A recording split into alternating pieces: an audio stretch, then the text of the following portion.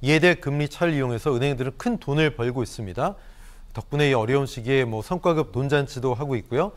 이쯤 되다 보면 와, 은행 같은 든든한 직장이 어디 있나, 진짜 정년까지 갈 수 있겠다, 이렇게 생각들을 할 수 있겠지만 은행 직원들이 최근 너도 나도 짐을 싸고 있다고 합니다. 그만두고 있다고 하는데 이건 또 무슨 이야기입니까? 올해만 한 3,000명 정도가 희망퇴직을 신청했다고 예. 하니까 아 이거 굉장히 남들이 부러워하는 직장인데 이거 왜 그만두냐 하지만 그러게요. 사실은 뭐 은행원들 같은 분들도 사실은 나름대로 고충이 있겠죠. 뭐 실적 부담도 있을 거고요. 예. 사실 그 승진 적체가 다른 기업들에 비해서 좀 심한 측면도 사실은 있습니다. 따라서 지금 제일 좋을 때 떠나자. 지금 뭐 엄청나게 많이 챙겨주니까 지금 부지점장급이 갖다가 희망퇴직을 하게 되면 4억 원에서 한 5억 원 정도를 받을 수 있다라고 합니다. 그 정도나 보죠. 예, 그리고 3년치 월급에다가 그 다음에 뭐 저기 그 장학금, 아들 장학금, 그 다음에 뭐 다른 직장을 알아보는데 필요한 돈들. 하다못해 뭐 건강검진 비용들까지도 이런 거 좀 전부 다 지원들을 해준다니까. 경기도 웬만한 변두리 집 한 채 값이네요. 네, 그렇죠. 차라리 뭐 경기 침체가 돼가지고 진짜로 은행이 어려워질 때, 은행이 어려워질 수도 물론 얼마든지 있을 수가 있겠죠. 은행이 뭐 대출 수요가 점점 좀 줄어드니까 올해 같은 경우에는 지난해에 비해서 영업 실적이 썩 좋지는 않을 거라고 봅니다. 그 올해 내년 지속되다 보면은 아 이러다가는 자기가 진짜로 나가긴 억지로 나가야 되는 상황이 닥칠 수도 있는데 이 돈도 못 챙기고 이 돈도 못 챙기고 뭐 억지로 떠밀려 나갈 수도 있겠다는 생각들이 한 몫을 하는 것 같고요. 젊은 분들 같은 경우에는 요즘 조기 퇴직 붐이 좀 있지 않습니까? 일종의 이제 파이어족이라고 그래서 그러니까 좀 많이 줄 때 좀 든든하게 챙겨서 제2의 인생을 살자 이런 분들도 좀 있는 것 같습니다. 최영 원장님 이렇게 지금 뭐 구조조정, 인위적인 구조조정이 아니라 희망퇴직 형태의 감원이 많이 되는 게 은행으로 보면 어떻게 보면 4차 산업혁명의 어떤 전초라고 볼 수 있습니까? 산업의 구조가 바뀌는 걸 수도 있을까요? 그러니까 희망퇴직은요, 제가 보기에는 기술 발전에 따른 자연스러운 현상인데 이거를 이제 얼마만큼 이제 보존을 해주고 제2의 직장으로 갈 수 있는 부분들이 있는데 있느냐 없느냐인데 사실 이렇게 뭐 우리가 깜짝 놀랄 정도로 잘 준 거예요. 언제부터 시작했냐면 시티은행이 소비자 금융 철수한 때 한 2,300명이 이제 정리해고가 되는데요. 그 당시에 7억을 줬어요.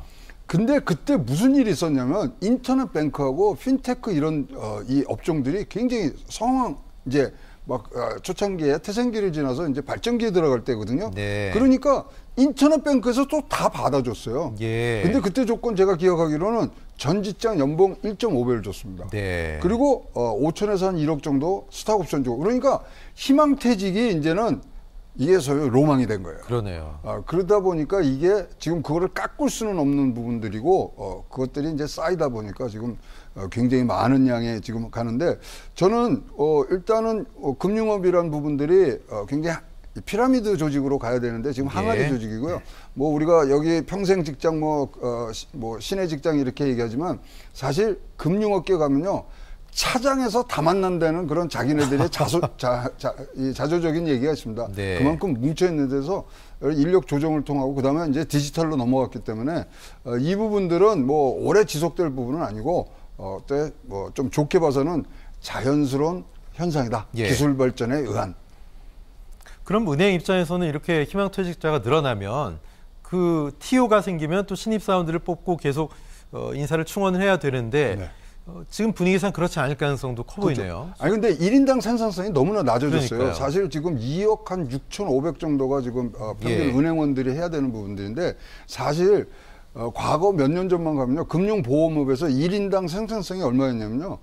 그게 14억까지 올라갔을 때가 있었어요. 그러니까 사람을 그러니까 사람 많다고 금융업이 안 돌아가는 게 이제는 아니기 때문에 이거를 줄여갖고 생산성을 인터넷 뱅크라든가 지금 이런 활발한 디지털 기술로 옮겨 타도 충분히 돌아갈 수 있는다고 판단을 하기 때문에 줄여가는 모습들이고요. 보시면 2000년대 1,500명 나갔어요. 2021년도에는 1,800명. 근데 아까 말씀드린 그런 시티은행 그런 건들이 이제 합쳐지다 보니까 2022년부터 뭐 2,800명, 그다음에 올해는 뭐 3,000명 이렇게 하는데 이것도 이제 한번 광풍이 지나가면은 적정한 그런 숫자로 가는 어떤 태생의 아픔, 그다음에 기술의 발전에 따른 어떤 언밸런스 이런 것들로 여겨야지 우리가 뭐 그 사람들이 좋게 갈 수 있는 부분들에 대해서는 자율적으로 생각하게 해야 된다고 생각합니다. 예, 이게 참 아이러니 같습니다.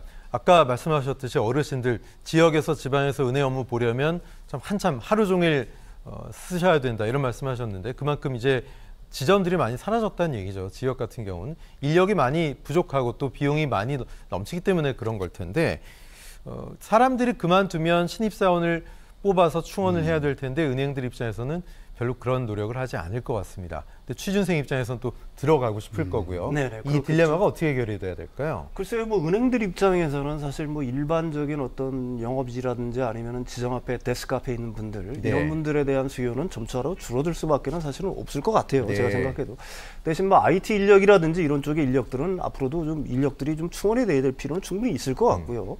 그런데 사실 문제는 그거보다는 아까도 얘기했지만 은행의 어떤 공공성을 생각을 한다고 한다면은 예.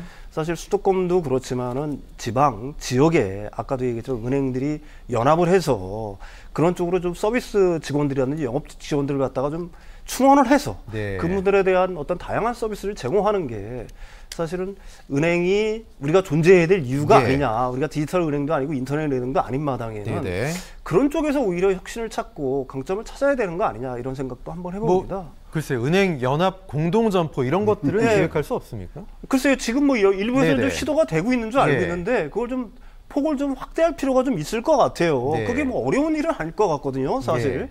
뭐 지금 은행들 간에는 뭐 서로 간의 어떤 시스템 자체도 공유가 다 되고 있는 거니까요. 오픈 뱅킹이라든지 뭐 이런 걸로. 네. 그래서 그 은행 어떤 시스템을 갖다가 구축하고 하는 건 어려운 일이 아닐 거고. 예. 다만 이제 은행들이 의지겠죠. 그 다음에 사실 직원들이 또 그런 데 가서 일을 하라고 하면은 얼마나 많은 직원들이 일을 할지는 모르겠지만 그걸 네. 갖다 현지에 있는 사람들을 좀 뽑아서 그런 식으로 교육을 해서 그런 쪽으로 좀 서비스를 강화해야 될 필요도 있다라고 근데 생각을 합니다. 은행권에 있는 분들한테 이 통합점포 말씀을 드리면 네. 사실 트라우마가 있잖아요. 은행을 강제로 합병하고 통폐합하려는 거냐? 통폐한 예. 과거에 떠올라서 사실은 본인들은 되게 좀 뭐 망설이고 또 싫어하는 부분들도 지금 뭐 존재하고 있습니다. 그렇군요. 네, 두 분과는 말씀 여기까지 나누겠습니다. 최영 원장님, 윤석천 평론가님 고맙습니다.